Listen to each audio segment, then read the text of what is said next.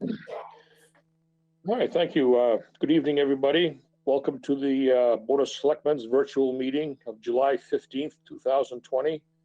And we'll also be meeting later on as trustees of the Libby Museum. I'd like to start the meeting by reading a preamble that we've been doing since we started doing this remote meeting. Good evening. As chairman of the Wolfeboro Board of Selectmen, I am declaring that an emergency exists and I am invoking the provisions of RSA 91-A:2, 3B.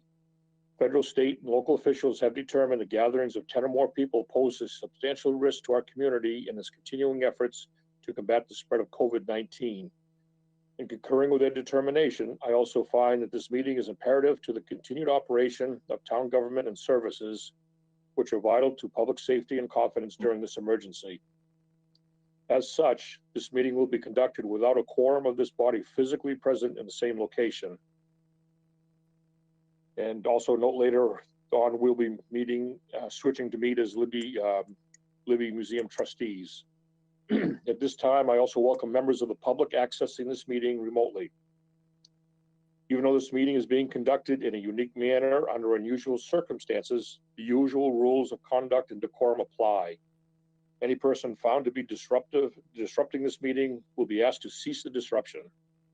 Should the disruptive behavior continue thereafter, that person will be removed from this meeting. Please note that all votes are taken during this meeting shall be done by roll call vote. We'll start the meeting by taking a roll call of attendance. When each member states a name, please state whether there is anyone in the room with you during this meeting, which is required under the right to know law. We start off with Linda. Yes, Linda Murray. I'm in a room by myself in my house. Thank you. Paul. Good evening, Paul O'Brien. I'm in a room all by myself in my house. Thank you. Dave Senical. I'm also by myself at my house. Thank you. Dave Bowers. I'm with my cat in my house and my wife, Christine. Thank you, Dave. And I'm Brad Harriman, and I'm in my house and in the room by myself. So, first thing on the agenda, Mr. Pino, do we have a need for non-public session this evening? Good evening, Mr. Chairman. We do under RSA 91A, number 3, Roman numeral 2, lowercase a, public employee dismissal, promotion, etc. And RSA 91A 3, Roman numeral 2, lowercase e, pending or threatened litigation. Okay, thank you. Next on the agenda, consideration of minutes. The first set of minutes we have here is for June 24th, 2020. Do we have any comments, corrections on this set of minutes? Brad? Linda? On page 3, the first motion, I would like to change some of the wording. I would like it to say it was moved by Dave Sanical and seconded by Paul O'Brien to approve the temporary event permit because of COVID-19, and then have it run exactly as written, and then just scratch because of COVID-19 at the end. Okay. Because the permit was being granted because of the COVID-19. So it needs to be up higher in the motion. No objection. That's Okay. fine. Anything else, Linda, or is that it? No, that's it. Okay. Paul, did you have something?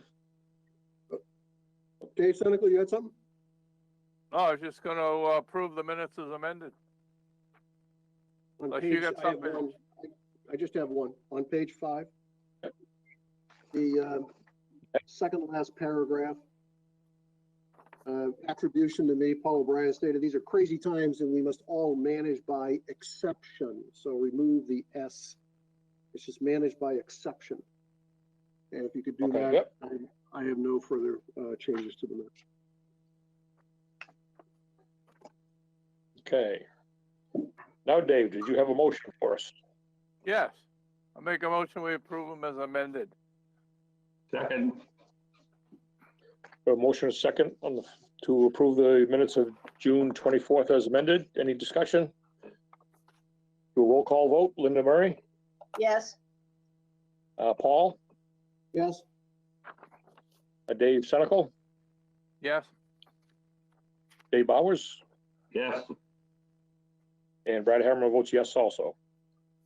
Yep. Next set of minutes for July 1st, 2020. Do you have any comments or corrections on these? Paul, we'll go you first this time. oh, no, let Linda go first. Oh, no, let Paul go first. Nah, let Linda go first. Okay, page 12. It's under committee report. It's the fourth paragraph under committee report.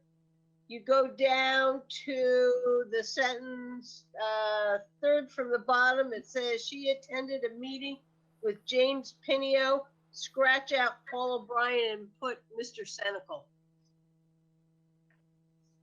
That's all I have. Sure.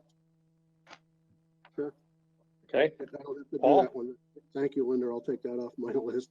Okay, on page 4, the last word of the page, replace the word "we" with the word "Mr. O'Brien" stated.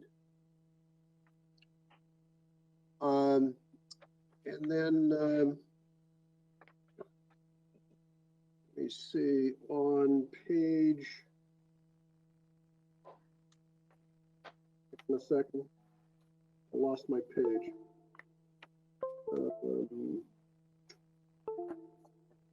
And on page 9, the commentary is that it says in the middle of the paragraph, we can tell consumers if you feel, replace the word "need." If you feel uncomfortable, then you don't have to go into someone's store. Replace the word "need" with "feel." Okay. Other than that, we're fine. okay. Somebody like to make a motion for these minutes? I'll make a motion to accept them as amended. Second. Motion is second to accept the July 1st, 2020 minutes as amended.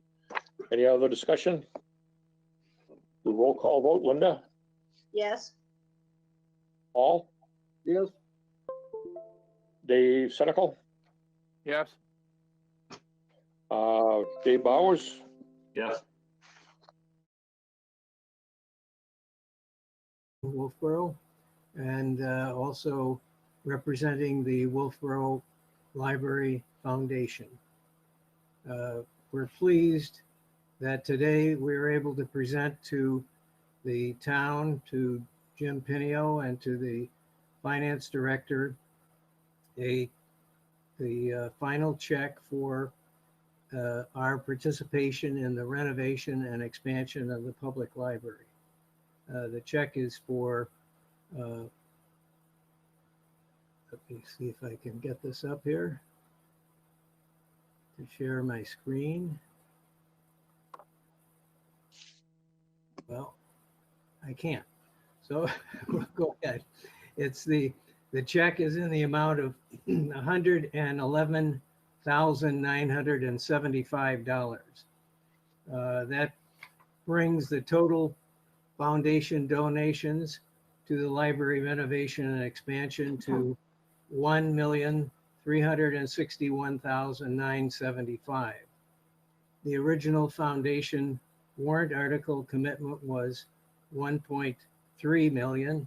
So now that the fundraising for this effort has ended as of June 30 this year, we have taken in donations over commitment of $61,975. So in total, the foundation has contributed $1,361,975 to the renovation and expansion of the library. And we're very pleased to do that. And we will continue our efforts to support the library and follow up on 2 other funds that we have, a energy fund for anything related to energy, solar, for instance, and potentially in the future, a backup generator for all the electricity all the electrical systems that are used in the library, and then landscaping, which is a current need for a plan to be developed, and then we will go out for funds on that basis. Do you have any Thank you, questions? John. Just, thank you and the whole group there that worked on this. That's awesome. I'm sure that the whole town greatly appreciates that. So, on behalf of town, thank you. One other point, now when you enter the library, as you go in past the airlock doors and get into the main lobby, on the left side, you will see a plaque that's up there with the names of every person that has donated and any organizations that have donated and supported this effort. So they're there, and you can walk in and see your names up there in lights. Thanks very much. Nice. Thank you. Thanks, Thank you. John. Mr. Pinio, just a quick question. Do we need to have a public hearing to accept this, or has this already been done in the earlier one that for this fund here? Mr. Chairman, I believe this was all part of the original warrant article. Therefore, there is no need for a public hearing.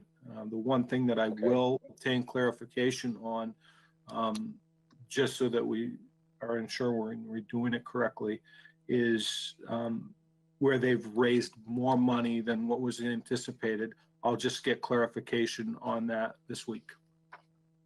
Okay. Sounds good. Thank you. What a great Okay, problem. do we have any other? That's a terrible problem. Do we have any other? Yeah. Yeah. Yeah. Do we have any other public input out there this evening? Thank you all. Thank you. John. Same to you. Thank you and the Thanks. foundation. Yes, and all of the donors. Mm-hmm. Okay, we'll move on our agenda. Next on the agenda is a bulk vote, which has weekly manifests, exemptions for taxes, intent to cut, property tax credits. Do we have a motion or anything on this one? Linda? Brad, I think we need to remove exemption for the Wright Museum because I believe, if I read the letter right, our assessor wants us to deny it, and I think we've received some letters, and I think we should have a conversation about that. So I will ask that we remove 4B. Yeah, I agree. I think that was my thought on that too, Linda. So I'll second that as a motion. Yep. Yeah, I'll second that motion to remove item B out of the bulk vote. Any other discussion on that? We'll do a roll call vote for that to remove item B from the bulk vote. Linda? Yes. Paul? Yes, Dave Senical? Yes. Dave Bowers? Yes. And Brad Herman votes yes also. Now I would entertain a motion for the balance of the bulk vote. So So moved. moved. Okay, we have a motion and a second. Any other discussion? Do a roll call vote again. Linda? Yes. Paul? I'm going to abstain because I didn't read it. Okay. Dave Senical? Yes. Dave Bowers? Yes. And Brad Herman votes yes. Okay, next is our agenda is new business. The first one being a discussion, Pleasant Brad? Valley, Brackett Road, Warren Sands. Yes, Linda. Are we going to discuss the Wright Museum exemption? Yeah. That I had removed? I thought. Okay. I'm sorry. I thought Okay. we were discussing Yeah, that. I didn't know. I think I assumed we were going to put on the agenda and discuss it at a later time, but yeah, that's good. Let's do it right now. Let's do it now. Okay. So we have a letter from our assessor stating he recommends denial of this request. And I guess we'll put it out for discussion on the board. What's the board have for opinion or thoughts on this? Dave Bowers. I think we should make it clear to the public that this isn't the Wright Museum itself. It's a piece of property on a trotting track road that's associated with the museum. That they bought. Correct, that's a good point. Thank you, Dave, for pointing that out. Yeah, this is a property they bought. They're gonna do some work and store some of the vehicles that they use there for the World War II exhibits and stuff, so. Okay, any other discussion or comments? Linda? I think we have some people here from the Wright Museum itself. My understanding is that the assessor is saying we need to not grant it because it isn't being used for museum activities.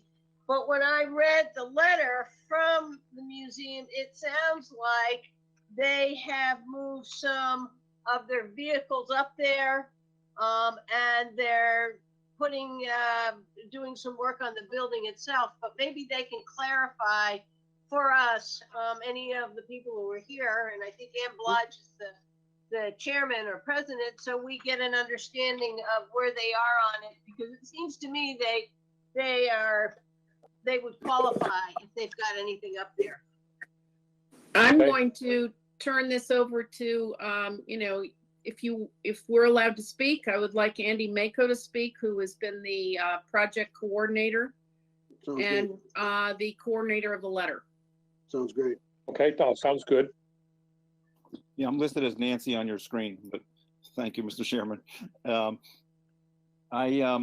We've moved some equipment up there. We've not moved vehicles up there yet because we need electric in the building in order to have the vehicles stored there because they need to be charged.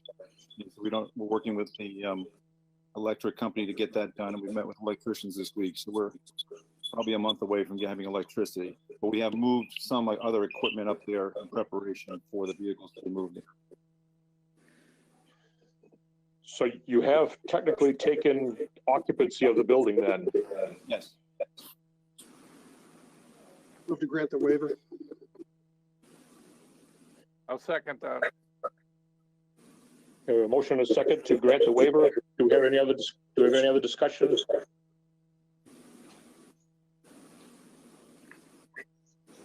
Seeing none, we'll have a roll call vote. Linda? Yes? Paul? Yes. Dave Senical? Yeah. Dave Bowers? Yes. And Brett Hammer votes yes also. Okay, so we Thank you very much. granted that exemption request, so we'll move on from there.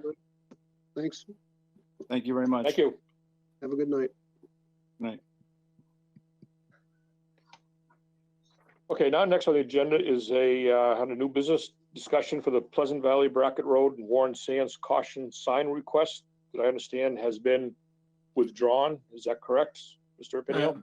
Mr. Chairman, the individual who had submitted it did withdraw. However, I think that we should address the concern.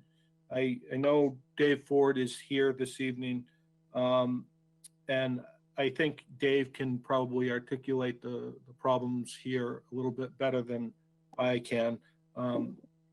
There are some safety concerns. I have not personally been out to look at the area. With that said, I'd like to hand it over to Dave and then input from the board. Okay. Good evening, everybody. Dave Ford here. So this, like a lot of areas in town, a lot of our roads are windy.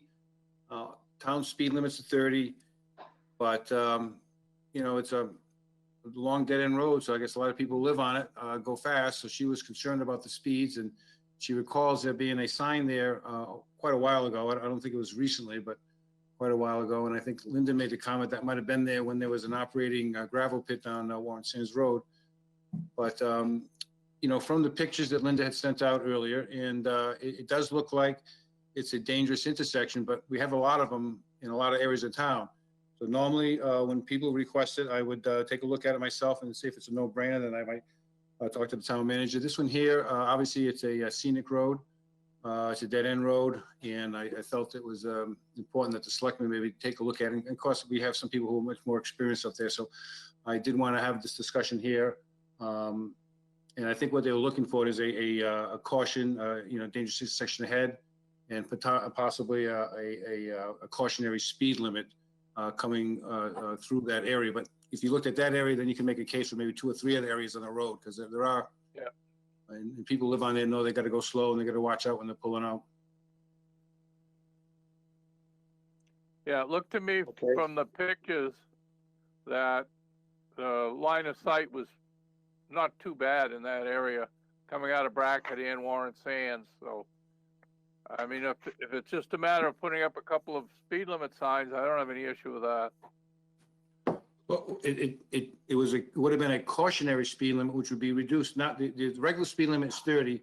We have Right. not. It's a long road. It's over 2 miles, maybe 3 miles. So we only have a couple of them. So we could put more of the 30-mile-an-hour speed limits, or we could do a yellow 25, kind of showing, hey, slow down because it's a dangerous curve, or do nothing. Linda? Yeah, I did the pictures so you could see what was there. The sign that went down in the 1990s was the sand pit, and I think Dave and Brad remember that sand pit. I don't believe that the intersection is dangerous. What I do think is that we need enforcement up there. If people are going, as was written, 55, 60 miles an hour up there, I think without a doubt. And I wonder whether the issue really isn't she walks her dog. And one of the things that I experience all the time on Pleasant Valley Road is people walking in the road. And so maybe the sign we need is cautions pedestrians walking or something like that, because I think she was walking her dog and felt that the cars came by, and you have people walking all over that road thinking it is a winding country road. So to me, that is more important. If you look going down into town, right there as you come out of Brackett Road is a sign that says 30 miles an hour. So there is on that sign going into town already one, and that's in the picture. You can see it in the picture of Brackett Corner. Looking down, you look under the big tree, there's the sign. I don't think another sign 25 miles an hour is going to stop the guy going 55 to 60 miles an hour. That's enforcement. But I think the real issue, people are on the road, and we want to caution drivers that you're going to find people walking up on the road on Pleasant Valley Road. That's how, when I looked at all that was there, I go out of Brackett Road, I have full visibility up and down. The town has been good to cut the brush back behind the mailbox, so I don't think it's an intersection problem. I think it's a speed problem, and people who are walking the road feeling comfortable and knowing that the cars know they're there. How about a share the road signs? You know, we did that a few years ago on some of the roads, like on the Sewell Road, where a lot of people walk. Maybe we could put a few of those up. Would that be okay? I'm on, as long as we don't go overboard, because it is a scenic road, but you know, there's some tough places where you really should share the road, like by DeValders. People walk there and you're going down and up. It seems like they need to know that there could be pedestrians there. So I would say 1 or 2. I like Dave's suggestion. I mean, Sewell is also in the scenic road family. Share the road is a great idea. Again, as long as we're not crazy about it. If speed is an issue, then we should ask the police department to go out and monitor or do something out there, because speed is an issue on Sewell Road as well. Speed is an issue on all our roads. Dave Ford is exactly right. But I'd like the idea of share the road. I think that makes sense. Makes good sense. That's exactly the problem I think, Linda, you're saying needs to get resolved, right? Speed is an issue. I got the speed thing, but I'd share the road would be a great thing to do. Dave Bowers? I don't know how much the speed limit thing costs, but Dave Ford, that one on on North Main Street seem to be very, very effective, cutting people down to the 30-mile-an-hour limit. So if they're not too expensive, maybe you get one or two more and put them on what you consider to be high-speed areas. I think they're $3,000. Yeah, they are kind of expensive. We're going to put them in the budget for next year, and we'll have a discussion because they're not cheap. They could be more than that, actually, Paul. When I talk to the police, the ones they have, so we're going to look into that and put it into next year's. But this year's budget, we're in pretty tough shape right now, so I think we're going to hold on that. Right? Is that okay? Yeah. How much are they? Well, How much are they? Dave thinks they're more than three, and he's probably right. The three came into my mind because about a year and a half ago, somebody decided to take an object and beat up one of our signs, and they found the person who did it, and it was like a $3,000 bill. But you're right, it could be, depending on what the electronics are in those things, it could get expensive. Yeah, and if I look at Pleasant Valley Road, there isn't just one place you'd want that speed sign. So, I mean, we can go crazy with those speed signs. I think they need to and I think, Dave, you also made the road a little narrower, didn't you, with Pleasant Valley Road in places? I mean, if there's a big truck and you're coming down and a school bus comes, I would be surprised going through the area by DeValders whether they could both pass without having problems. It's a 21-foot wide road, so it's not as narrow as we did North Wolfboro at 19 feet. So it was not intentionally narrowed when we did the last paving. But that being said, it's a narrow road, so it'd be difficult for two big trucks. They have to slow down. You wouldn't want to be doing that at the full speed limit. And that's one of the things about traffic calming. You try to pinch them to feel uncomfortable so they do slow down. Unfortunately, you have a lot of people who live out there. They're familiar with the road. They have these new cars that are very comfortable. You don't really realize how fast you're going. You're going downhill. You might be talking on the phone before you know it. You're doing 50 miles an hour. So hopefully we can maybe share the road signs and maybe, I don't know what else we could do to people's awareness. Dave Bowers. Chrissy and I gave the town, I think, $8,000 slush fund a couple of years ago, which Amy Muccio has. So if you want to go and tap that, you can do it. It's already there.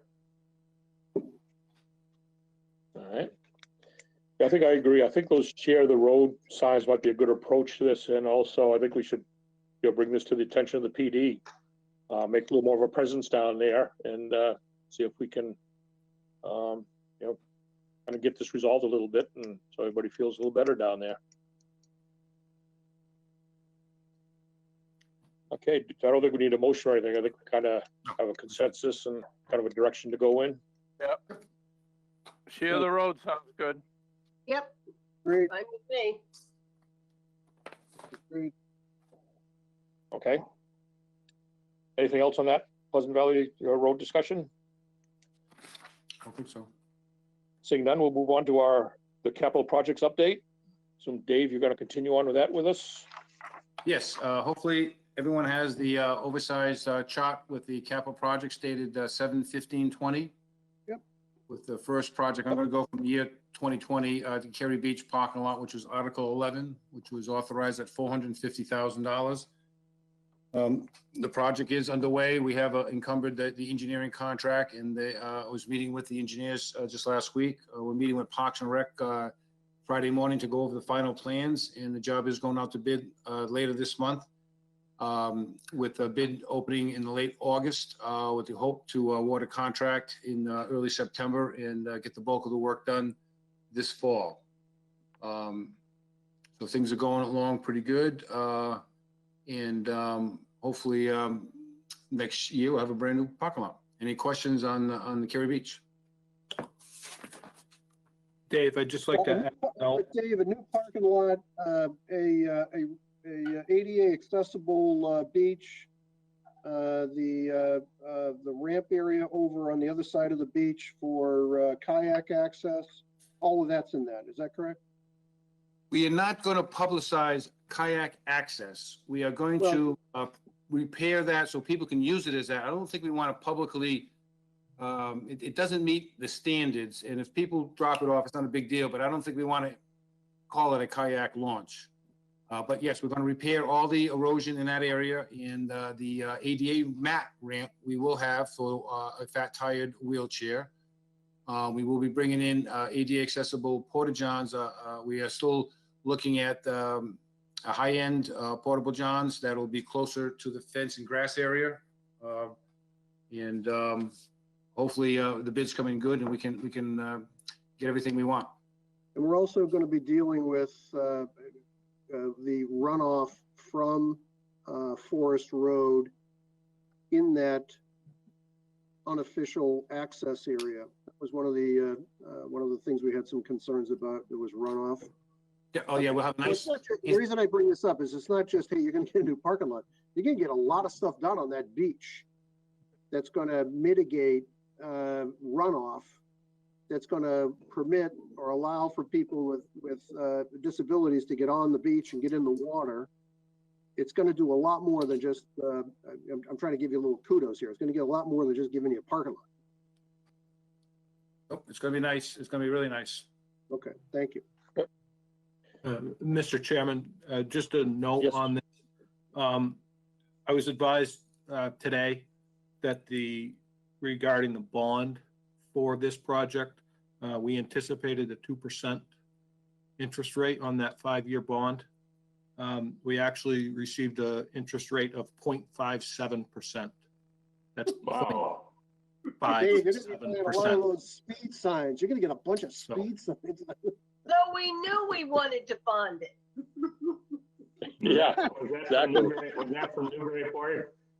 Look at Sonic. Is that He's from- not is buying that that from what, one. Dave? Not buying that at all. Was it bonding from Newburyport like we had before the library? From No, this is Newburyport? from the New Hampshire Bond Council. Oh, okay. 0.5%. Thank you, Jim. Yeah. Okay, Dave, Yeah, it's great news. town Okay. road. To town road upgrades, this year we appropriate $850,000. And we have completed overlays from last year's roads. We did Mountain Hill Road and North Wolfeboro Road. And we also did the paved hills on Stoddard Road. They were starting to come apart and we were up in that area. So we spent a little money up there and got those done. This week we started grinding Bryant Road and Allen Road. So those are going to be total rebuild jobs.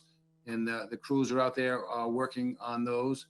In Pine Street and the last 300 feet of Laner Street, if you were out there today, you see they've been ground and we'll be paving tomorrow.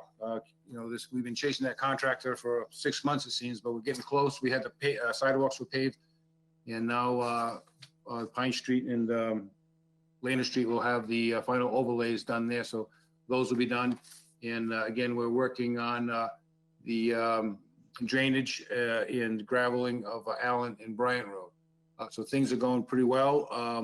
Originally, we were intending on putting this out to bid and have outside contractors do it. But as we had reduced the budget and we added some other things, we decided, when we took out the Railroad Ave extension project, we're not doing that this year except for the drainage and utilities in support of the project there. So we have a little extra money, and it looks like we're going to be able to finish all these roads this year. So that's really good news. And then we would start the engineering from Stoneham Road for next year. And Stoneham Road is going to be our big project, and that'll be from the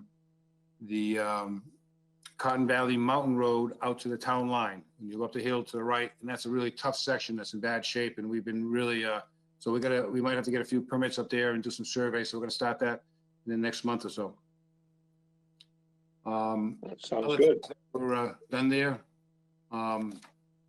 We did use gravel for Beach Pond Road and rebuilding some of the gravel roads, and we're going to put a little bit more money into there. And then the next one, which is kind of new, is the Port Wetland Association. This spring, their beach blew out again. It's the third time in I think about 13 years that they've had significant rainfall events that overtopped our new drainage system. Worked until we get to the end where it ties into their system, and their system is a 12-inch that tends to plug. Our overflow was supposed to work, but it then overwhelmed the catch basin down at the bottom of the hill, which got covered with leaves.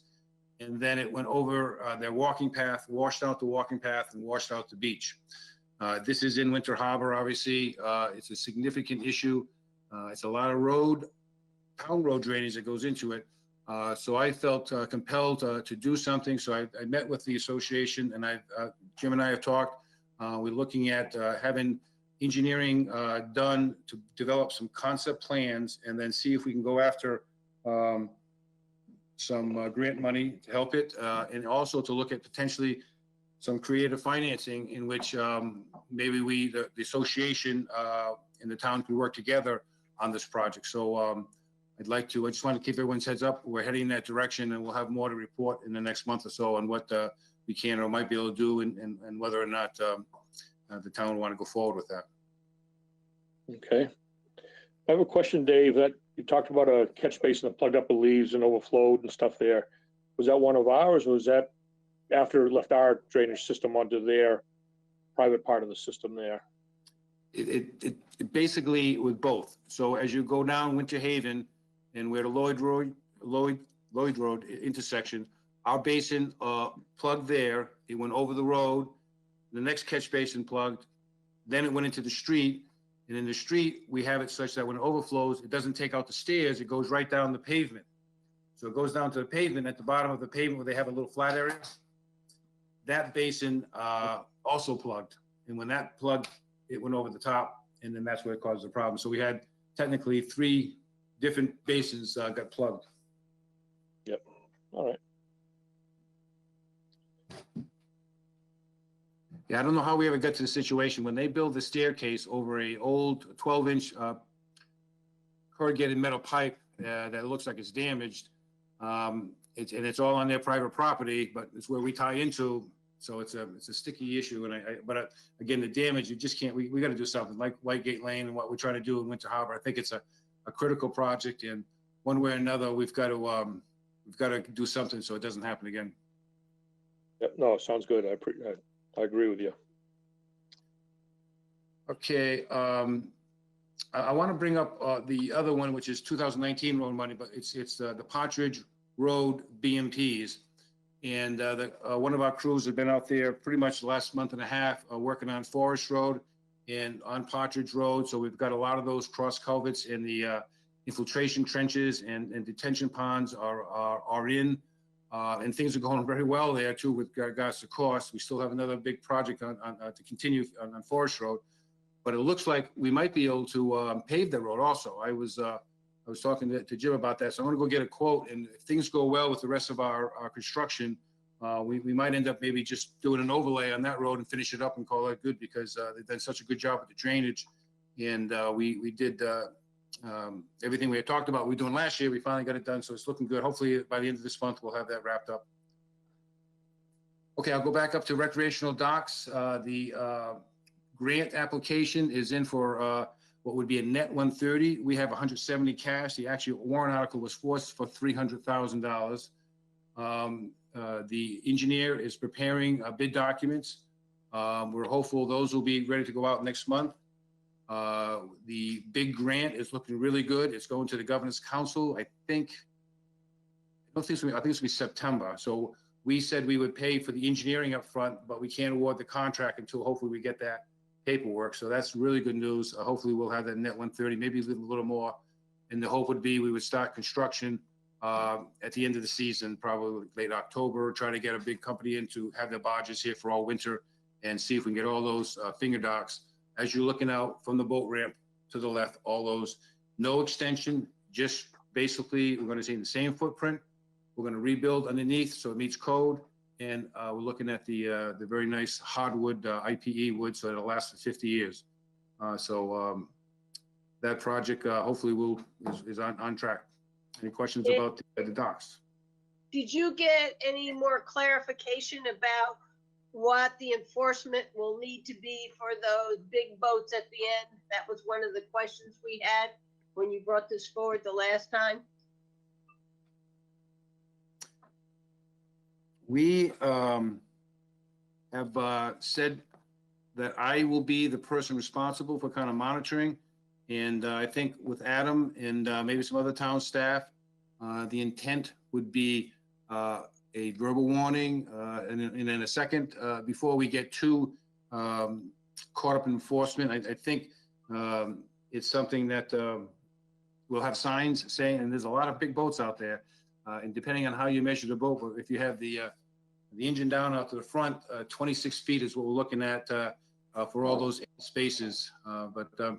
So I don't think they're looking for any, because we talked to them, there's no, we don't have to police, we don't have to be writing tickets. It's just that we're Okay. gonna monitor and then see how it goes. Okay, because you weren't sure what their requirements were, so you talked to them since our last meeting to realize that we're not going to have police or some kind of strict enforcement down there. Yes, that's correct. We're not gonna have a full-time harbor master. We're not charging.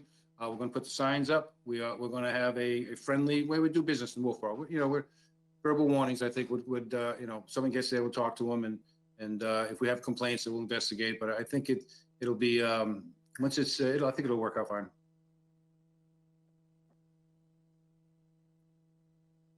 I'd like to make sure that before we start doing stuff, we understand what the rules are. I know, Dave, you were talking to somebody that you said was kind of learning the rules as well, but it wouldn't be a bad idea for us to have a look at what the rules are. We will have, the language will be coming in shortly, so I will get all the grant commitment letter will come with the specific language, and I'll get that to the board as soon as I get it. We have drafts, but I'll get it to you hopefully for your next meeting, so I have it for information. Thank you, Dave. Thanks. Okay, water quality improvements. This one is tied up with the, we have, Matt is kind of overseeing that one. Some of the money is going to some 319 grants, and some is going to the water, the old Cyanobacteria Committee, which is now Wolfeboro Waters Committee. But I don't have any expenditures on that yet. Okay. On the Public Works Vehicle Equipment Capital Reserve, we have purchased the sidewalk plow early in the season, and we have our 1 ton. We got a great deal on that. That's on order, and we hope to have it before snow season. And right now, we did rebuild 2 of our 6-wheels trucks. Our guys, Ben Berry and Chris Raymond, did a heck of a job.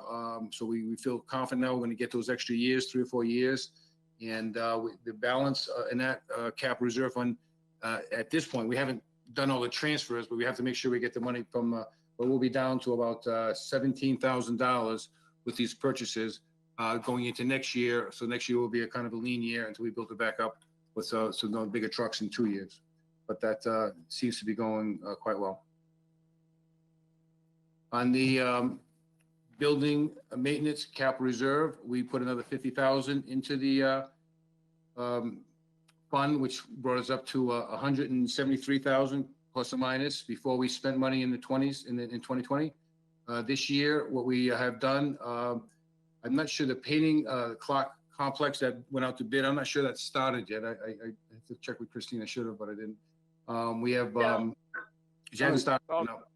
Done. The bid, she has a contract, I think, though. No, it's done. It's painted. Oh, it's done. Painted, done, finished. Finito.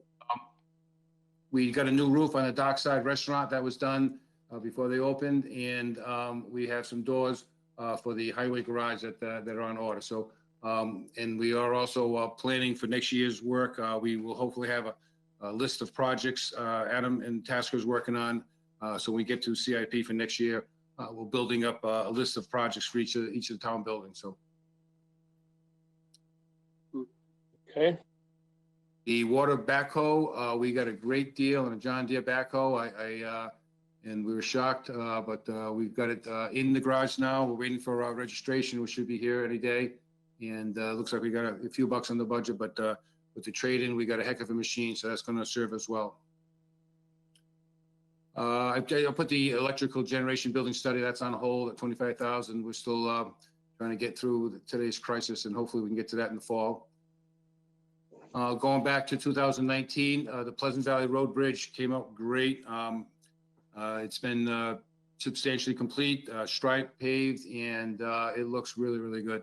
I think the only thing I complain about is the guardrails.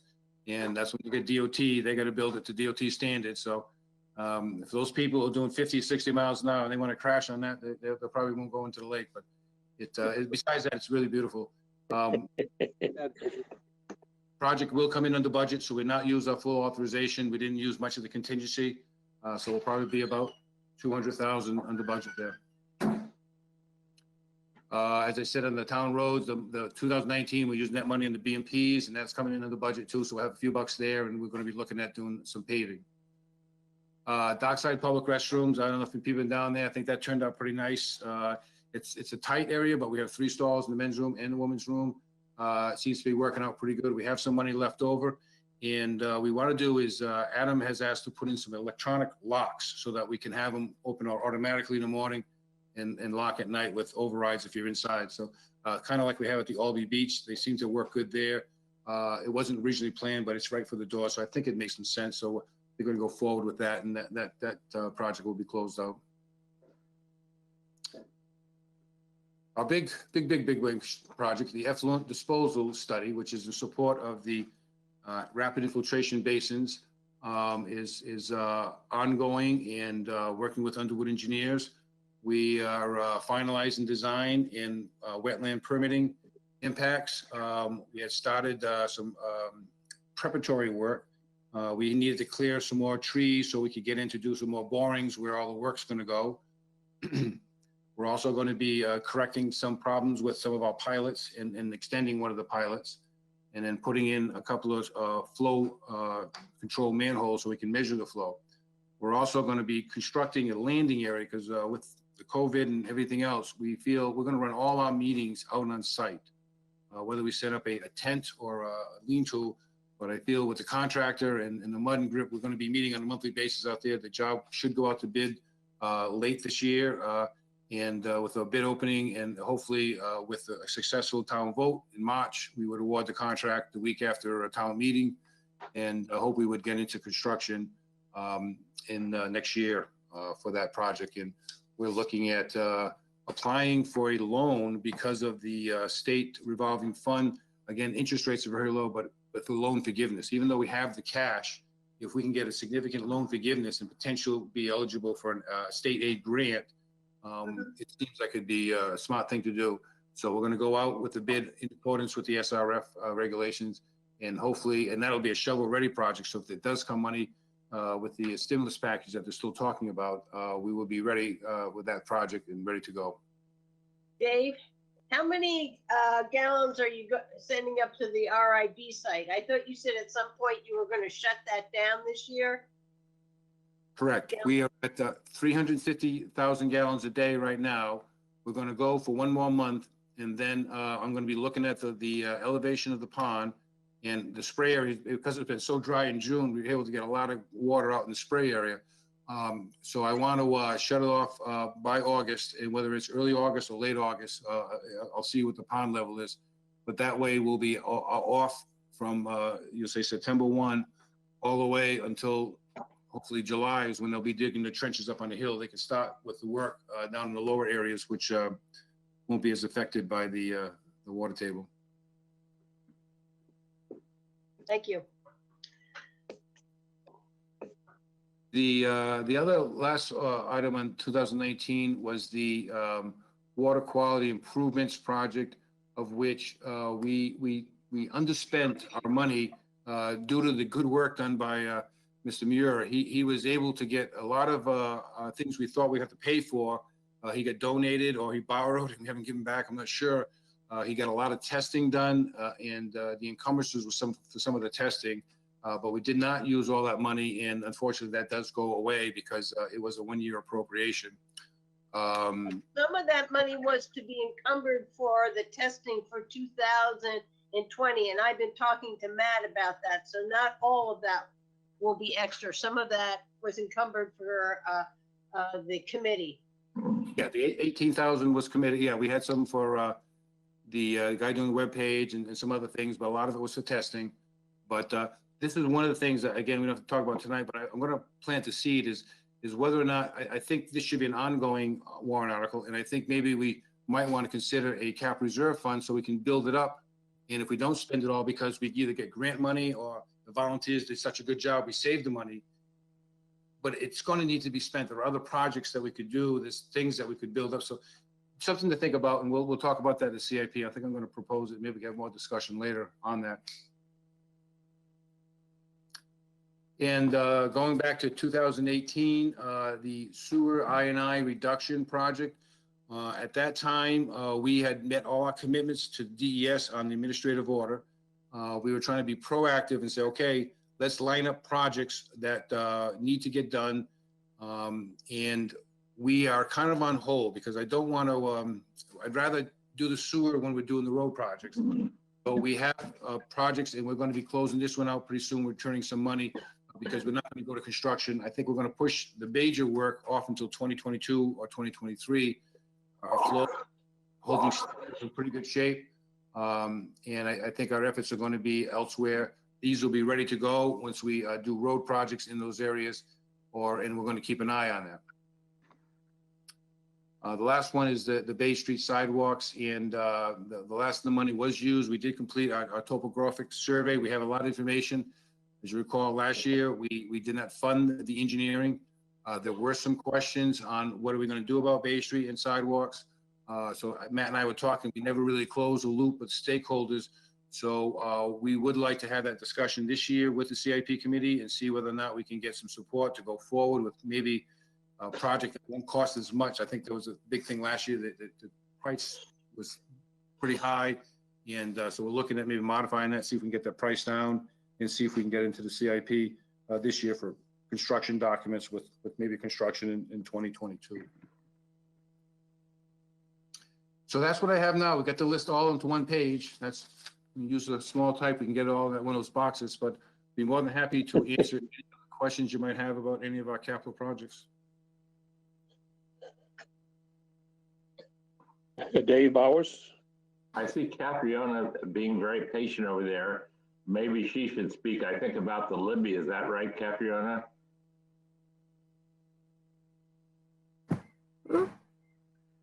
Sorry, what was? You're watching. Did you want to speak? Mr. Pinio asked me to come in to talk about our COVID protocol. But Oh, okay. I'm also happy to. Then do that one that's on the agenda. Yeah, it's coming up a little bit later, Dave. We'll be there fairly soon, I think. Okay.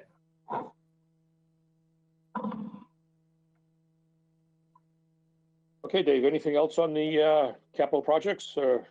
Not pretty to I can comprehensive. tell you that the paving for DOT is going on tonight. They'll be coming from, they're somewhere out in the north part of 28 coming into Center Street tonight. And then tomorrow night, they'll be probably going from Pickering Corner out to Alton. So you've seen their movements. They've been sanding. So they'll be up and doing. And again, tomorrow morning, we'll be paving on Lane Street and Pine Street. But besides that, we're go. Thank you, Dave. Thank you. We'll stay safe. We'll talk to you later. I got a question for you, Dave, before you go. Okay. Yep. You still there, Dave? Yep. Okay, just a quick question, comment maybe. On South Main Street here, where they relocated the crosswalk in front of Brewster Academy, the one that the daycare center uses all the time? They moved it, what, about 10 or 15 feet? Yes. Is there a reason why they shifted the sidewalk up like they did up toward the top of the crosswalk near the edge of the road, then back down? I'm assuming because of elevation there, they didn't want a bank going down onto the private property, but No, it had to do with the ADA ramps have to be at certain elevations with, so we had to have a certain grade and we couldn't meet it going straight. So we needed the length to get the slope to the required minimums. So on both sides, those plateaus had to be a certain elevation and distance off the road. And from there, we had to get back to the existing sidewalk. We couldn't go straight because it would be too steep. So we came and we had the state engineer, who's a specialist in ADA accessibility, came up with that design. It looks a little funny, but it's ADA compliant. And once we're done, kind of thought it was. What's that? No, go ahead. I said, once the road is paved and we get everything back, it'll start to look a little bit more normal. It does look, it's funny because we have the other crosswalk, which was there, moved only 10 feet, but that also aligns with the light poles. And just so you're aware, Brewster Academy has received approval to put in a flashing beacon. We had that meeting maybe a month or so ago, and they're moving forward with it. They're getting their bids in now. That probably won't be installed until the fall, but we'll have what we have down in front of the Harvest Market will be out there, same exact thing with the button that'll flash, a rectangular flashing beacon at that location. And that's set up for that piece to come in next, but it all has to do with the grades. Yep. Yeah, I kind of figured that, but what's weird is when people are going to continue on the sidewalk heading in toward town or coming out of town. When they walk up on that, it gives the appearance that they're coming up to the crosswalk. And I've been there 2 or 3 times. I just had to slow it right down, assuming they're going to hit the crosswalk there. Then of course, when they continue down the sidewalk there, so it's just going to take a little getting used to it. That's all. So, well, maybe we should have a bypass, huh? I'll look at that. Maybe we could put a straight through bypass, and you're going to have the. I think we need a roundabout. All right, good. Okay, thanks, Dave. You're welcome. Okay, next on our agenda is the Lakes Region Model Railroad Museum Construction Lease Agreement. Mr. Chairman, you have received a couple of emails from me over the past couple of days on this item. I've been in correspondence with Primex. I've been in correspondence with our local legal counsel. I've been in contact with Mr. Sims. I believe we are at a point now where we have come to an agreement. I must apologize to Mr. Sims in public. I did send out an email prematurely today, and it kind of set him off a little bit, justifiably so. But at the end of the day, I think we've got the document that we need. I did have a conversation. In fact, Mr. Harriman was in my office this afternoon when Primex called me back to discuss the items that were in question on the lease, and they stated, yes, these are simply items that we use as blanket documents for larger projects. So we absolutely did have the ability to reduce these down. So we feel, based on feedback from Mark Puffer after that conversation, that we have met the intent of this agreement. Mr. Sims with David Owen and with Dave Senical and Linda Murray and myself worked through this. And with that said, I'd like to be able to hand it over to Dave and Linda for anything they may want to add. For myself, I was very surprised to see that thing from Primex because I thought we had worked that pretty hardly and came to some pretty good conversations between John Sims and us, and I thought we had something that was reasonable. This project is not big enough to warrant some of the things that they are talking about. Just isn't. I mean, this is a small, homegrown situation, and I thought that we'd come to a good agreement. And I think, Linda, you can add to that if you wish.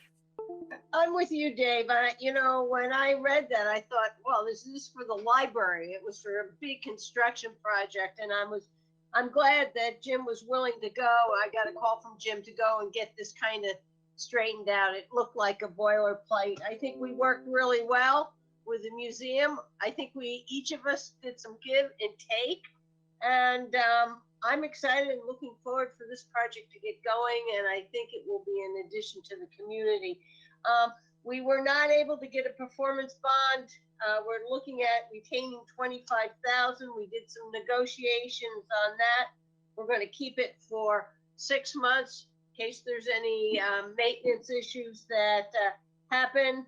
And then we will release $17,000 of it, still retain $8,000 while they finish the bathroom and I think the ADA ramp. So I felt that was a compromise. For a while, we were looking at 38. So I'm comfortable with that after the conversation. They were willing to let us put all the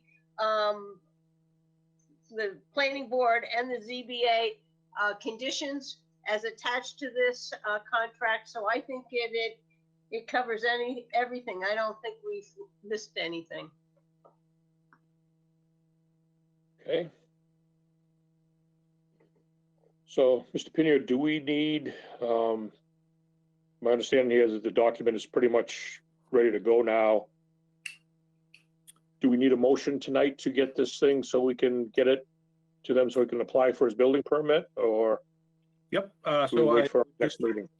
I would just ask that if Mr. Sims is happy with the document as it sits today, based on the latest version, which is in everybody's hands, if that is good, then yes, I'd like to be able to have a motion this evening voted on by the board so that Mr. Sims can move forward. Okay. May I speak, Mr. Chairman? Certainly, John. I want to thank Jim for his apologies. He did indeed set me off this afternoon, but he very quickly rectified the situation. And I think we do have an agreement that makes sense. I would like to confirm before you sign it or agree to sign it that Section 10, paragraph 10 has two letters to it, Section A and B. If you would confirm that it has just those two sections, A and B, then it's what we agreed to, and we're happy for you to sign it. And we will sign it. And Mr. Sims, just to confirm that item A is the general liability coverage limits of 1 million, 2 million, and section B is the builder's risk coverage, correct? Correct. Yep. Okay, I'll make a motion that we move forward with signing the lease agreement as developed between the town and the museum. And I'll second that. Can you call it the construction agreement, not the lease agreement, please? Construction agreement, that's fine. Okay, thank you. We have a motion, a second on the floor. Any other discussion? Seeing none, I'll have a roll call vote. Linda? Yes.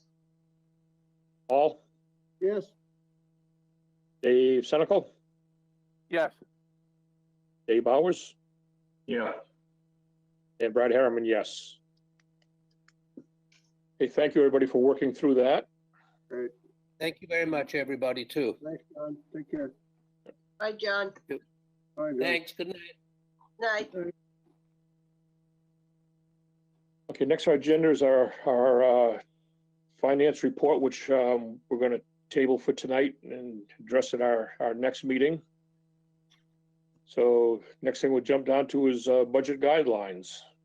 Mr. Pino, you're going to present this to us? Yep. So, Mr. Chairman and the board, you should have in front of you a template of what's expected for the 2021 budget process. The goals here. Really, we understand that COVID is among us. We understand that the state is going to be experiencing some shortfalls. Mm-hmm. However, we do not have a good understanding of what the actual consequences of these state revenue shortfalls will be, nor do we have an understanding of what our economy, what our lives, or very much will look like in 6 months. So at this point, we're recommending that department heads work diligently to try and create an operating budget that meets 2020 levels. Throughout the document, we've got some benchmarks to be able to hit as far as timeframes. We will be going back to the UniSmart model for the raw data The backup information will be provided in a templated Word document. Short of that, I believe that we have captured most everything. A couple things to be aware of, as we discussed, the health care for full-time employees and the dental insurance will be put into a standalone budget line under general government. New Hampshire retirement system, we're not going to know what the rate is effective July 1, 2021 until most likely September. Working on finalizing an RFP for audit services for 2021. We've received some very attractive fuel pricing, heating, gasoline, diesel, propane through June 30th of 2021. So with that said, you have the budget guidelines in front of you as we've produced them, and I would be happy to try and answer any questions that you may have. Board members, any questions or comments?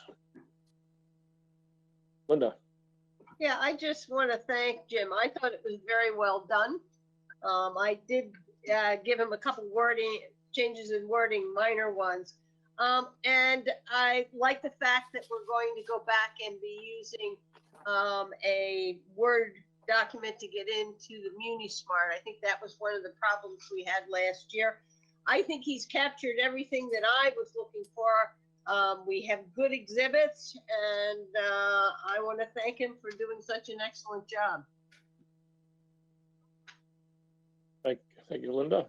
Anybody else? Seeing none, I'd entertain a motion to approve these guidelines. So moved. We have a motion and a second on the floor to approve the budget guidelines as recommended by the town manager for 2021. Any other discussion? The roll call vote.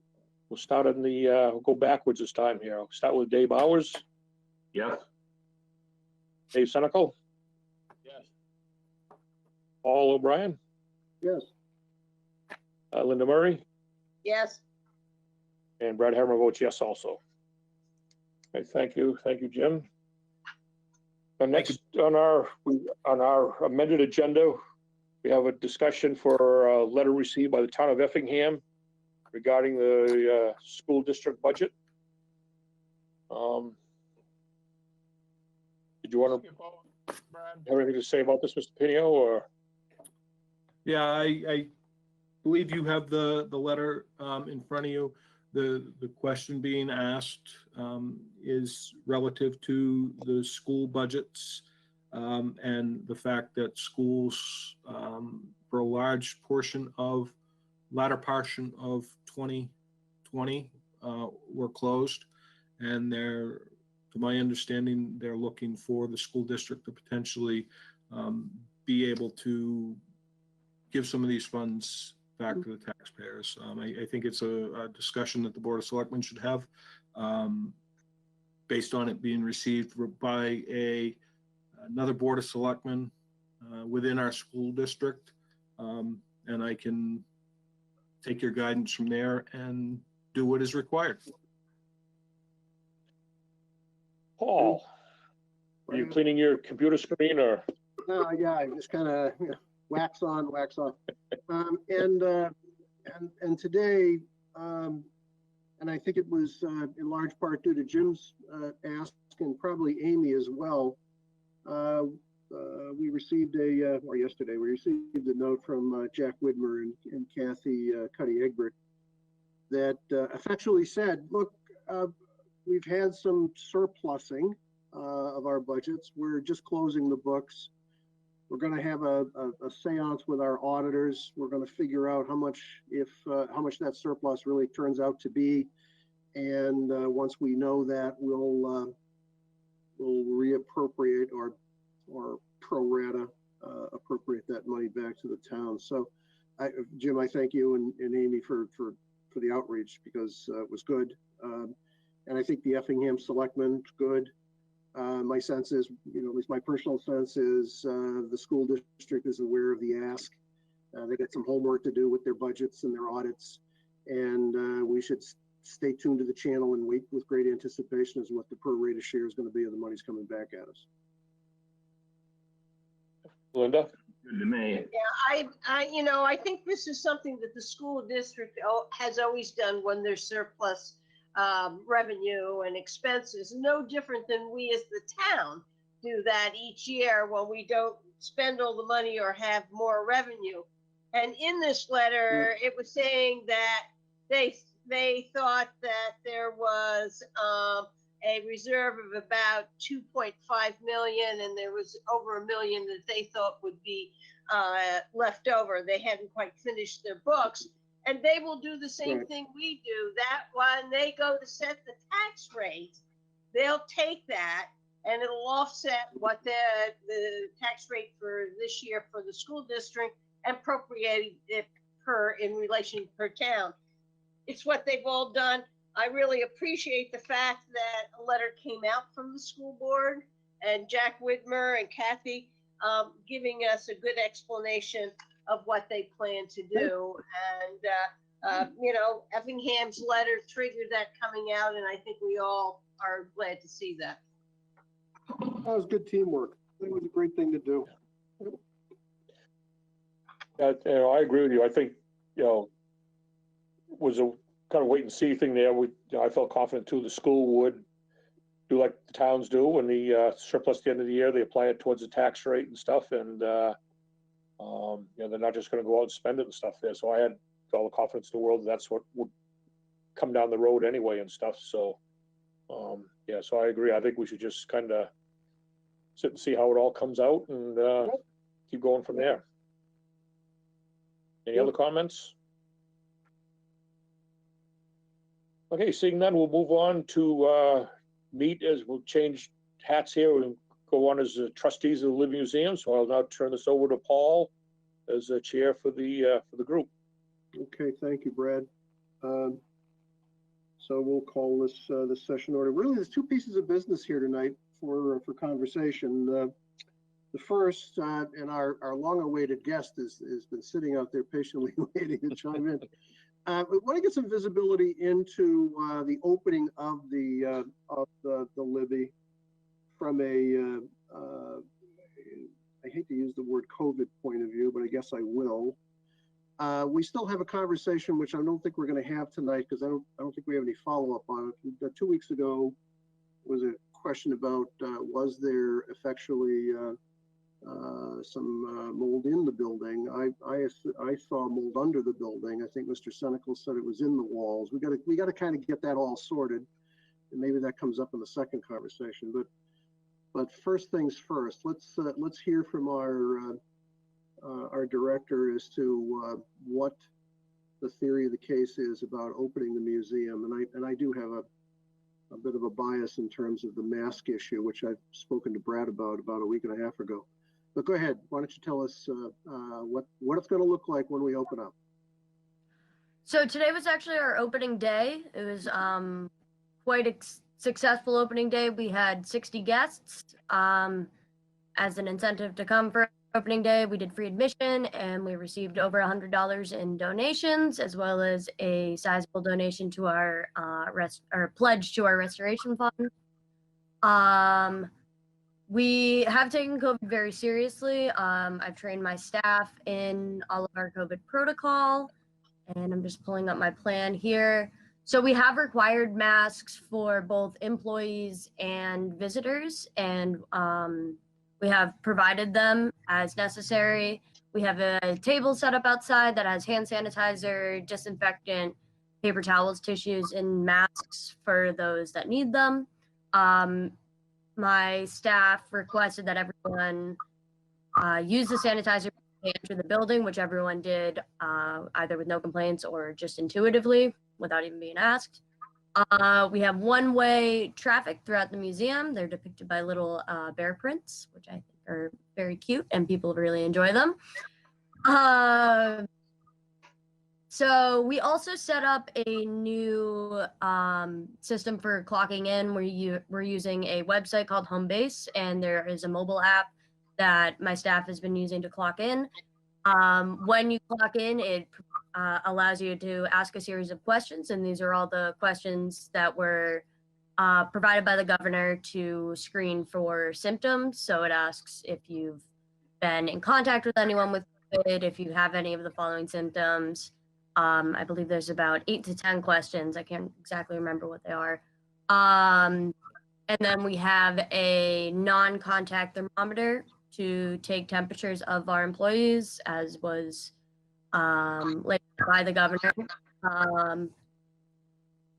So visitors, we are only allowing 20 in the building at a time. We have a sign outside that gives patrons some ideas of what to do if there are too many people inside, such as taking a walk on the nature trail, visiting the Liberty Park, looking at the butterfly garden, or searching for prints on our walkway. Today was easy as far as cash transactions go, because we were only doing donations, so people just put them in the donation box. But when we start doing transactions, we will request that the patrons put the cash down on the table, and then the employees pick it up so as to avoid contact between hands. Our scavenger hunts that are very popular amongst our children. We have enough pencils this year that we're letting them keep the pencils. And we have a clean bin for the clean clipboards, dirty bin for the dirty clipboards, and they all get disinfected before they're used again. We also hired for a new position. So we have a one staff that's dedicated to just disinfecting pretty much the entire shift. They're called our COVID cleaner. And I basically requested that they hit every high touch surface at least once every 2 hours, as per guidelines set out by the governor. I think that's most of it. One-way traffic, yeah. And then our front doors is our entrance and our back door is our exit. There's another guideline set out by the governor. Do you have any questions? Did you get any pushback from people on masks? Not your staff per se, but guests? Nope, not at all. Good. In the guidelines that you published, they look. These came out of the state from yeah, and our friends down the street at the Wright Museum have similar guidelines, and they took item number 7. Instead of saying guests should wear masks, it's guests will wear masks.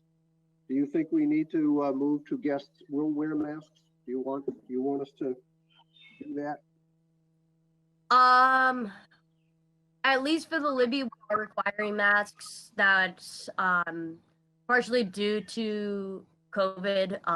And I originally was going to recommend masks, but as we saw the second resurgence in COVID cases, I thought it would be best to require masks. And then, as you said, there is mold in the building, so it's wise to wear a mask regardless. Okay. Okay. Any questions, Linda?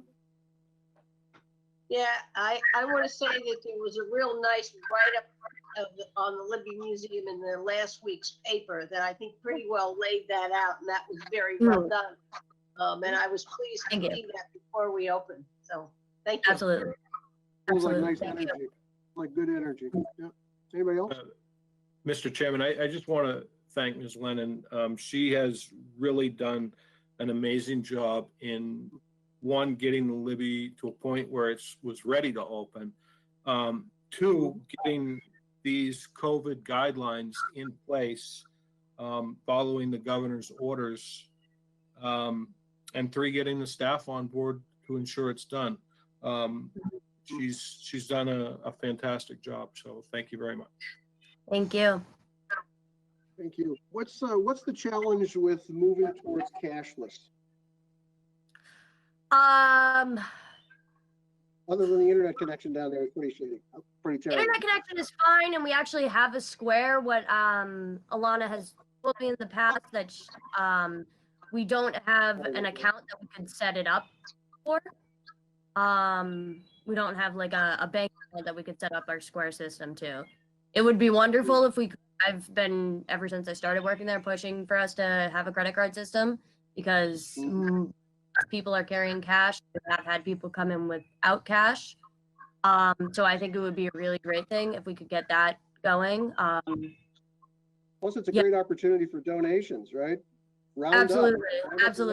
I believe in the past, our Square system has been hooked up to Alana's personal account, and then she divvied up the real issue is that our admissions, donations, and store all go to different accounts.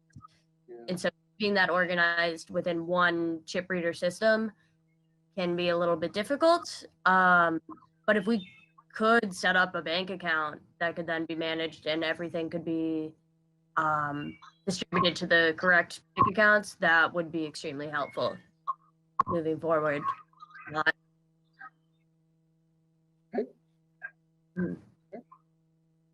And we actually are using our Square system now to track our daily reports, whereas that usually was written up in a book. But this way, then also, even with cash transactions, and we can get more detailed reports on customer traffic. I've hooked it up to my home base account as well, where we can get information on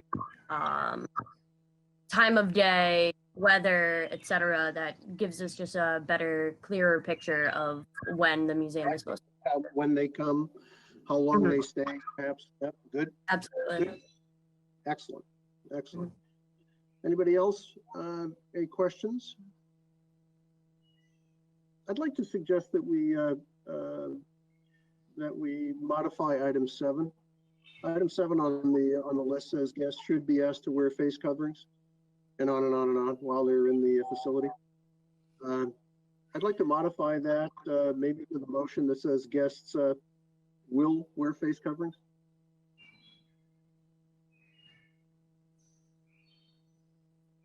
Anybody want to give me a motion on that?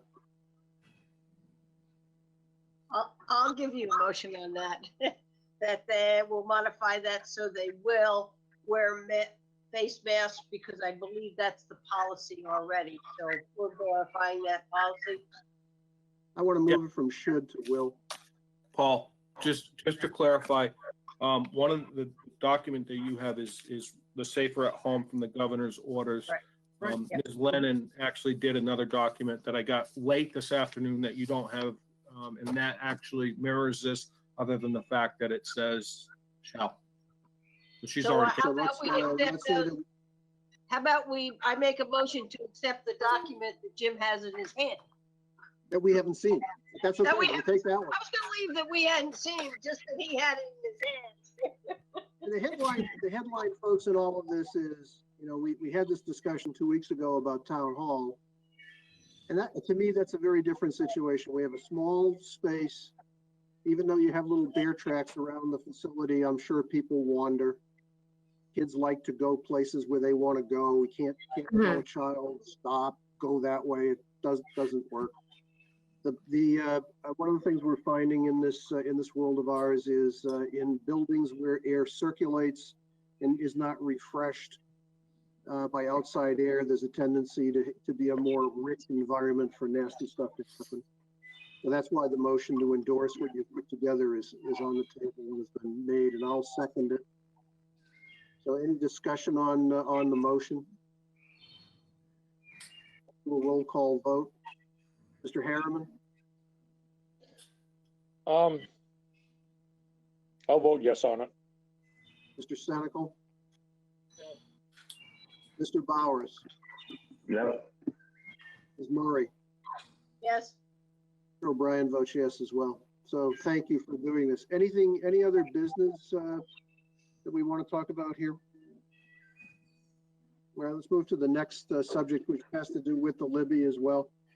The question that was on the table about a month ago now was we landed on two very distinct possibilities for the Libby. One was a restoration of the Libby with air quality improvements, air conditioning and heating. And then the other was a complete expansion of the Libby, which we know and had that priced out last year at roughly $2.9 million. The question that we did not have, and that Mr. Senecal was kind enough to point out, is until we know option A, which is the restore the Libby, it's really hard to compare option A and option B. So we asked Jim to speak with the architects. And Jim, could you give us a sense of where we are with that conversation? Sure. So I will give a very brief summary. I had a conversation with Phil Bennett. We had numerous email dialogue back and forth. Phil and I met in my office a few weeks back. He developed a scope of work. And then from that scope of work, we reached out and asked Phil for the expense associated with tasks 1 through 4, knowing that item 5 is construction drawings. Items 1 through 4 is a total of $24,100. Excuse me, that's item 4, total of $35,300.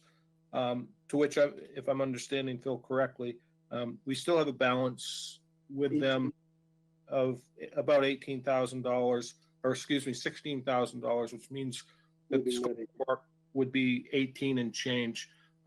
With that said, Phil is on this call this evening with us. So I would suggest that the questions probably should be directed to Phil. Phil, are you here? He is. He's over in the little right-hand corner there. I see him. Well, now we went to the left-hand corner. Yes, I am here. So Phil, if I understand correctly, the question we asked Jim to help us think through, and I think you're running point on this with him, is what is the cost to restore the Libby with what's the word you used, Linda? With appropriate air handling, air conditioning. With appropriate air environment, museum quality air. We can do it that way. Yeah, museum quality air environment, right? Heat and air conditioning. Correct. That's the question. And the answer to that question is that we have a I think I read it in your note, a not to exceed price of $35,000 to figure out that answer, minus $16,000 that is still left in the to be spent bucket that we have for some funds. Is that right? Yeah, that's correct. Although I would just qualify that by saying that was based on further that was prior to further developing the scope, which I think there's still some question about. I don't see those fees going up, but there is arguably a potential for them to go down if the scope of the work is either more closely related to what we've already done or smaller in general. So yeah, that's kind of like a not to exceed for what we feel would be necessary to satisfy the code required program and the conditioned space requirement.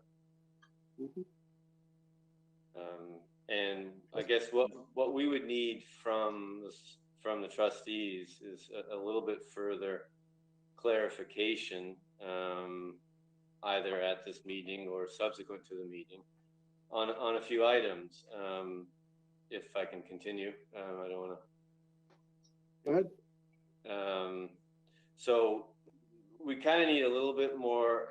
I think I've kind of gotten a little bit more from listening to the conversation so far, but I just want to go through this. The overall goals and logic for creating the scope. That is, are we looking at the absolute minimum, and assuming that this will be done and then it's done for the foreseeable future? Or are we looking at it in terms of, let's get done what we need to do now, but include for the possibility of a future expansion? So it's kind of that conversation. Have you had it? Is it something you can share? The next item is what your approximate budget goal is for the construction cost. And then we can finalize the program and the anticipated schedule, and we can firm up that number for the work to create those construction drawings. And I just want to correct Jim a little bit. He mentioned, I think he said prior to construction drawings, but that item 4 was the creation of the construction document. Item 5 was going out to bid and assistance with the town to get it on the warrant. So through item 4 would be giving you a completed set of construction documents that could go out to bid. So I mean that's kind of like the goals that we need, the sort of the further information we need to finalize a proposal.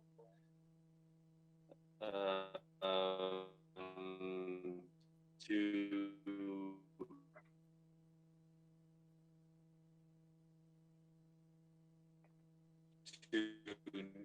do that work. However, something you mentioned earlier, it caught me a little off guard. Are we in last year's work, or are you already decided that we're going to go with this much reduced scope and create a set of construction drawings? Because that conversation Jim and I didn't really touch on. It was basically this, he suggested that we were going to give you a number for doing construction drawings for a much smaller scope, but it sounds like there's still some consideration or wanting to compare the two. Is that correct? Yes. Yes. Yeah. Dave Sonical. Yeah, I think the issue was we knew what it was going to cost. Sorry. I think the issue was we have nothing to compare other than a complete new addition and everything that was done originally. And what I think we wanted was that if we stabilize the museum, put an addition on for HVC, electrical, that kind of thing, and you know, what is that going to cost to stabilize, insulate, all of those issues without having the whole addition that was originally talked about for the over 2 million. At least that was my intent, was to find out what is it going to cost us to stabilize the existing building, you know, stabilize the roof, the foundation, and those other items compared to everything under the sun. And I think we need to know what that number is approximately, so that we can then say, okay, we're going to create a warrant article, we're going to bond this much or whatever it needs to be, just because the building needs some work. We know that. But I think most of us are not behind the 2.4 or whatever it is $1 million to do the whole project. That's my perspective. I have no idea how to compare. I have no numbers. Yep. I have no outline. I have nothing to determine what that's going to be in comparison. I think that's what we had talked about. Yeah, that's right, Dave. I probably changed the word stabilize to restore, but I'm kind of close with you. Linda? But I think we were talking about restore, because as I recall, Dave, you wanted the new wires and upgrade all those old systems Yeah. that don't meet code. So it is more of a renovation of the existing buildings. Exactly. Yeah. That's what I'm saying. Yeah, But I'm kind of, in order to do that, we're probably gonna need an addition. Yep. Because we gotta put in new electrical, probably underground. We're gonna need HVAC. Yep. We're gonna need a place to have equipment. You know, we can't just set everything outside, so some of it can be. We get stabilization of the floor system, the foundation, you know. There's all those parts, but from the original, from the big document, probably already have numbers affixed to them. Hmm. So, you know, somebody just needs, and I think what we were asking was to sort that out and restore the building as it is, that will be stable and safe and everything else. yeah, Phil, this is Paul, but let me give you my perspective, and I think it's in line with Dave's and Linda's as well. One of the things we talked about, and this is an unflattering comment or an unflattering characterization, we talked about just throwing paint and nails at the building. And I think we all decided that that's probably not what we want to do. You know, just fix it up. I think we've all said to ourselves, we're not satisfied with that, because you know what? We're right back at it 3, 4, 5 years from now, asking ourselves, why didn't we do it right the first time? So the word restoration did come up. And, you know, at least my vision is and was that building should be code compliant, 21st century capabilities. It should look exactly like Dr. Libby had that building when it first opened. Foundation being 21st century, walls and structures, insulation, with all of the necessary environmental controls so that we can keep the artifacts safe, keep the mold out, keep the place cool, dry, whatever the right characteristics of the environment need to be. And what we don't know is we don't know what that costs. What we know is what the other one costs, which is, you know, add a wing on the building and all of that other stuff. So that's kind of where we are. So your question about what's your budget is probably not one we can answer. We're going to have to look at what the cost is to do what we've just described versus the cost of the, and I'm going to use the 2.9 number, and then we're going to have to look at those two numbers and then decide what's the appetite of us to be in the business of a museum, what's the appetite of the voters to pay for that kind of structure, and then put that forward to the voters. Does that make sense to you, Phil? Oh, definitely, yeah. That clarifies a lot. I guess my first thing is that the 35,000 number that was given was my misunderstanding of what the goal of this mini contract would be, whatever you want to call it. I don't think we need to go that far. We don't need to take it to construction drawings to get the numbers that you're looking for. So in that respect, I would just ignore that, and we'll update that based on this conversation. On another point, you've already mentioned, Dave Senecal mentioned that he understands there's going to have to be some degree of an addition.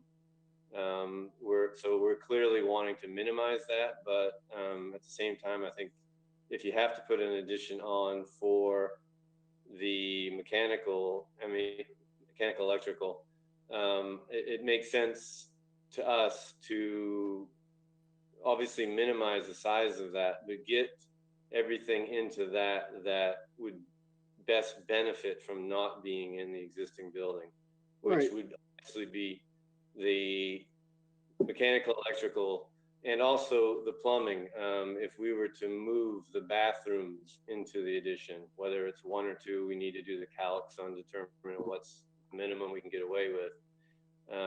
But move the bathrooms in there. Presumably you still want to have a lift elevator for access from the parking lot for ADA.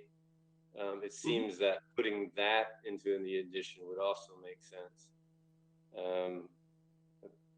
then there were a couple other things. If you were going to do that, you would obviously have a back door, which you might want to have an airlock type entry.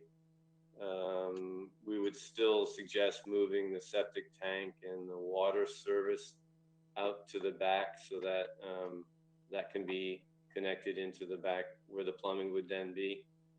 And I don't think any of this is actually going to be just having a quick look at what the space we allowed for mechanical previously. We might be looking at 400 square feet per floor, and maybe even tighter than that. But that sort of scale of addition, we think, would be close to what we might need to address all those items in the addition. And that's in comparison to 2,600 square feet of the previous version. And the 2,600 was including the extension? No, the 2,600 was the addition. Was the addition. Right. So I'm suggesting that we would probably be looking at up maybe as much as 800 for the addition on 2 floors. Could be a bit less if we can tighten up for mechanical and the bathrooms, we're not sure yet. So I think that's kind of the scope that we would suggest. Right. And from that, I think we can, a lot of the information that we need to give you an updated price, we can glean from the previous project. I don't think we need to get into the degree of development that my previous numbers suggested.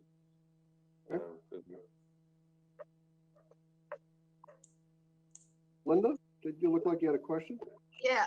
How long would it take you in terms of time to get us that figure? Because we're starting the budget process. We're into the stuff you got caught in last time, and we're starting You get caught up on CI. that meat grinder last year, Phil. We don't want to get you in that one again. So we're going to need to make a decision on where we go from here. It would be nice to have that figure so we could do the comparison. So how long do you think that would take?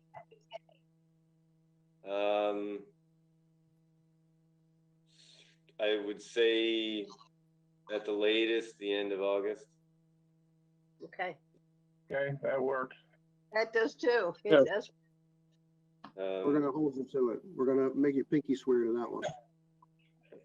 Can I just ask, I mean, I can follow up with an email with some other questions. I don't know that they necessarily have to be addressed at this point.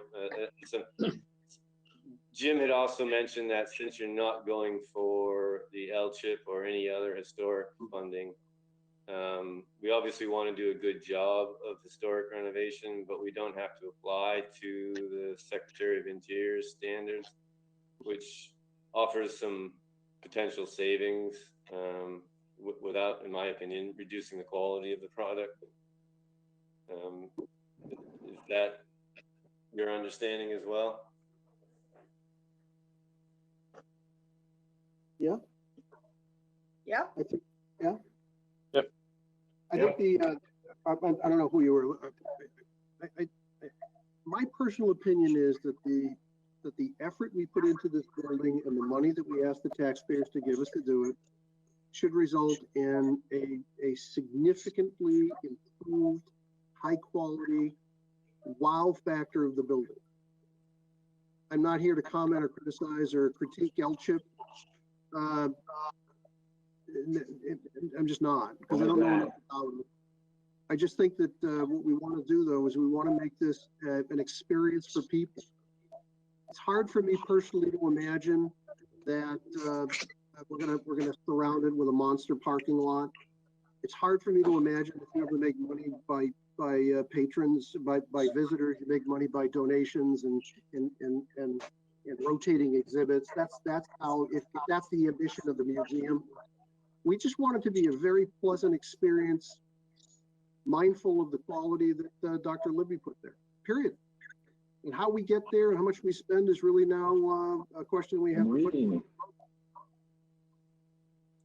I'm not looking for a historic renovation of this building. It's what you're talking about. We want a quality museum. I think that's the difference between an L-chip grant and what we want to do, right? Yes. Yeah, certainly the restrictions that go with an L-chip grant. Right. Set a higher standard, at least a standard as far as the historic preservation is concerned. I don't necessarily it's a higher standard of product. But I think the visitor experience should be extremely credible. There should be a very good visitor experience going into that facility. And I think that's the goal I would have for what we're doing. So I don't know if that clarified your question or not.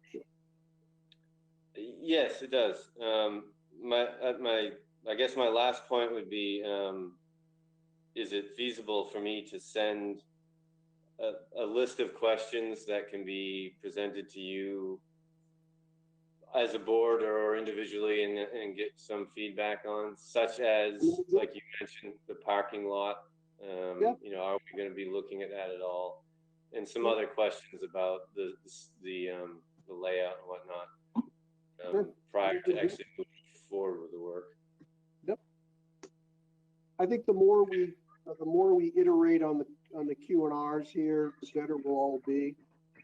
I think if Jim, if you wouldn't mind being the point person for this, it'd be great. Get the team involved in answering the questions would be super. Yeah, if Phil wants to send me those questions, I can get them back out to the board and Sure. and write responses back. So. Okay. Mr. Harriman, you look like you're queuing up for a comment. No, I'm just getting comfortable. All right, so we have an end of August pencils down on a number. That's, it's going to be, we're going to iterate between now and then. So Phil, feel free to iterate, and we'll do the best we can to turn around responses to you. If it's policy issues, we're going to have to get together as trustees and deal with it. But if it's simple questions about layouts and configurations, our director is here, our town manager is here. I'm sure we can sort all that stuff out in pretty short order for you. Okay. Is there anything else we have for our guest, Phil? No? Nope. Okay. Mr. Harriman, thank you very much for giving me the opportunity to start a trustees meeting. I'll turn it back over to you. Okay, thank you, Paul. Great job. Okay, going on to next item is other business. Do we have any other business this evening to take care of?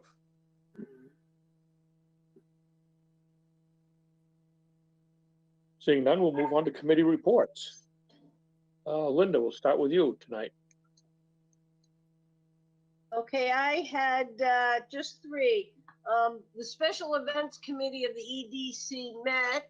We put on last night Wolfeboro, and the decision was to hold it virtually based on where we are with the pandemic, with two in-person events. One will be a scavenger hunt around town, which people don't have to congregate, and the other will be fireworks. And so we're getting performers and getting everything lined up, and we'll probably start meeting monthly. We feel we have enough money right now in our account to put the event on. That means for next year, the following year, we won't have donation jars, etc. So we may go out and do some fundraising after we get a sense of how the summer business took place.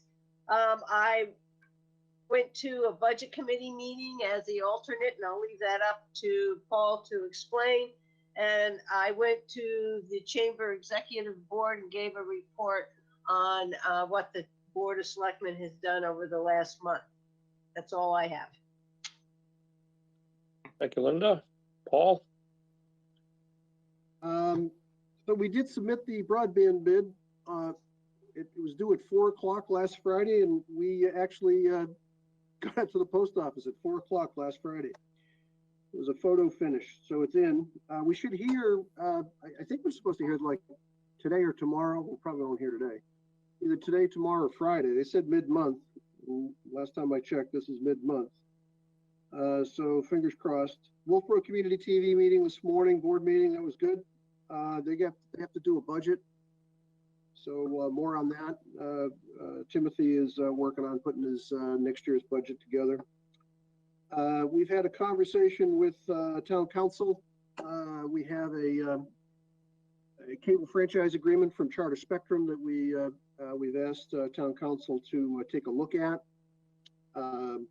More on that as it comes together.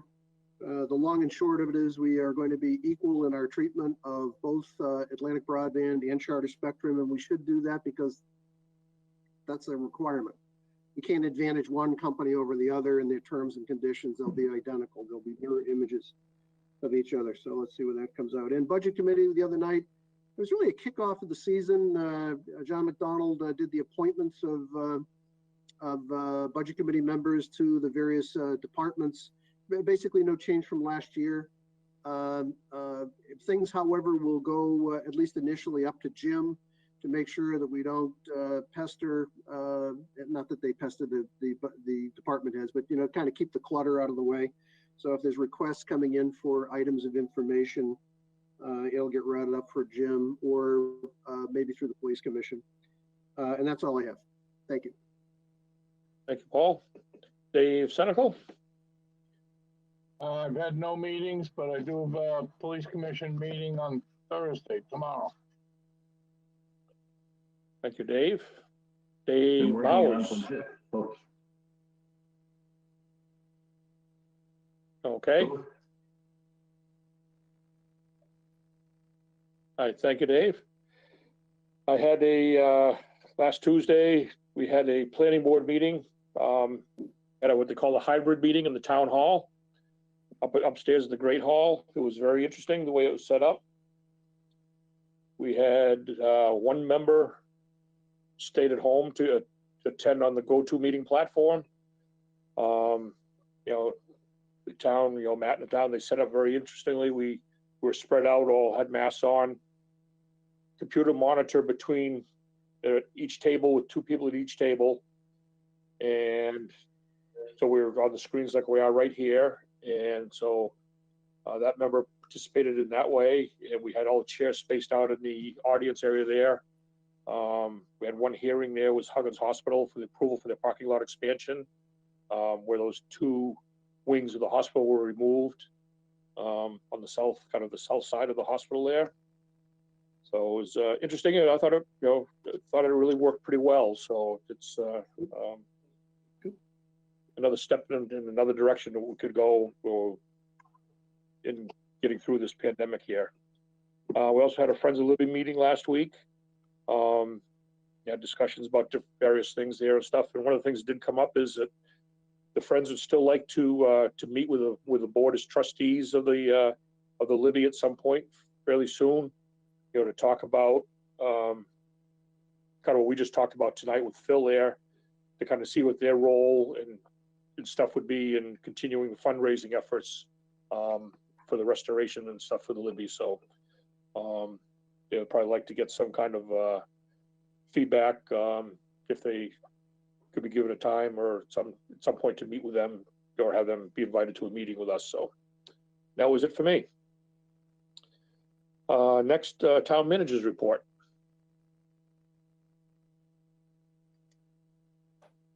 Thank you, Mr. Chairman. We've, as many are aware, we have opened up the billing and collections office and town clerk's office. We have a greeter in-house who is greeting people as they come into the building. It seems to be working at this point. I don't have the numbers, but the greeter is actually tracking the number of people who will be coming into the building. So that information will be forthcoming. The planning department and public works are still by appointment only. Our rationale for that decision is, for all intents and purposes, most people who engage those offices have a lengthier visit. So we felt it appropriate that those really need to be scheduled, and will permit the person in to conduct the business. But we really didn't want to have a line of people trying to perform work and waiting. So that's seems to be working at this point. As Brad had mentioned, the hybrid meeting for the planning board, we did the same thing with the budget committee. It seemed to work well. And the reality is that's something that we may end up being dealing with as we get into the budget season. I advised you of the 0.57% on the bond. So that's excellent news. Tax revenues at this point are excellent. So we're in good shape there. And the only other real notable thing that's occurring at this point is we have re-engaged the architect for the public safety building. We've had a very preliminary conversation with the architect, more to that forthcoming. One of the big things we had to do is get the new fire chief up to speed with where we're at this point. With that said, the only other thing is just encouraging people out there in the community to please, please, please try to continue to social distance, and please try to wear a mask. Thank you. Amen. Yep, thank you. Questions from the press? Do we have Alyssa with us tonight? Yeah, yes. I'm just curious, Jim, so is there a definite location for the police and fire department? Oh. No, this was a very preliminary meeting to basically pick up where we had left off. And it's still a long ways out. So no, we don't have anything at this point. Okay, thank you.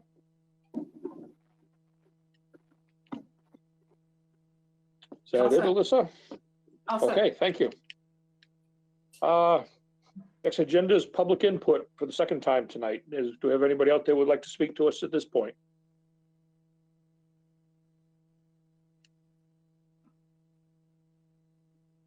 Seeing none, I'd entertain a motion to go into non-public. I'd like to pay a tribute to Suzanne Ryan's husband who passed away. Suzanne is sort of unique at being the one person who attended more of our Board of Selectmen meetings than almost anyone else has over the years. And we give our condolences to Suzanne and her extended family. Thank you, Dave. Well said. Thank you, Dave. Okay, so I'd entertain a motion to go into non-public. Move to go into non-public. Second. A motion is second to go to non-public. Do a roll call vote. Linda? Yes. Paul? Yes. Dave Senical? Dave Bowers? Yeah. And Brad Harriman, yes, also. Okay, guys, we'll see you on the other side. Yep. Okay, thank you.